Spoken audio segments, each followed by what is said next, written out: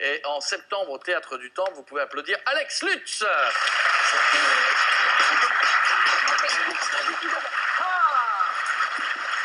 Comment ça va? Bienvenue, installez-vous, faites comme à la maison. Alex Lutz, Amel Ben. Enchanté. Alex, Vita, voilà. Alors, comment ça se passe? Parce que le principe, on va faire une revue de presse, donc vous écoutez souvent les infos Oui, je me réveille avec les infos. Oui, voilà, à la radio. Sérieuse, à la radio, Donc, vous le matin, tout, dans mon lit. D'accord, c'est ça qui est bien, vous retenez tout, c'est génial. Je retiens tout.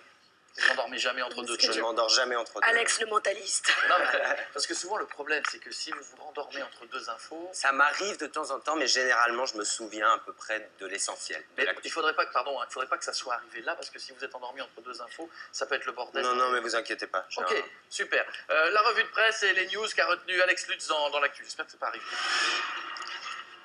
Des nationalistes corses armés d'une force spéciale d'intervention auraient attaqué hier des cheminots en grève depuis plusieurs jours qui manifestaient dans la bande de Gaza contre la construction européenne à Wall Street.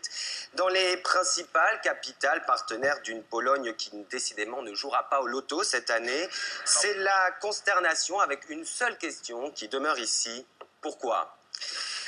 Il est vrai que si le parachute doré a su s'imposer cette année sur l'échiquier de la mode internationale, il n'en reste pas moins une matière bien peu propice aux essais nucléaires de Kyoto.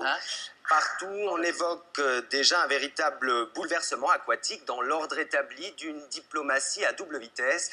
Le CAC 40 perdant chaque jour un peu plus sur le 12 Kazakh Bleu, arrivé 3e à Saint-Cloud. Ah oui, mais vous êtes endormi. Fête de Pâques, toujours avec cette année cette sympathique initiative dans l'affaire du sang contaminé. Ce sont en effet plus de 50 000 ministres, pakistanais pour la plupart, ou otages des talibans, qui viendront s'embrasser sous l'arbre des négociations à seulement 7 jours des festivités de Sarajevo. Si l'on s'interroge alors sur la nécessité d'intervenir, c'est bel et bien la Hollande et une Chine toujours tremblante qui risque de remporter la première place des stupéfiants retrouvés cette nuit à Marseille.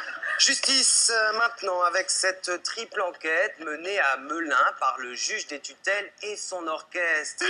Plus de 90 000 têtes de pipe ont été écrouées dans la commune R&B Amel et Vita ce matin pour faux et usage de faux, alors même qu'une masse dépressionnaire semble vouloir s'installer dans le nord-est du pays, laissant Bruxelles et la petite Karine dans l'incertitude. Alex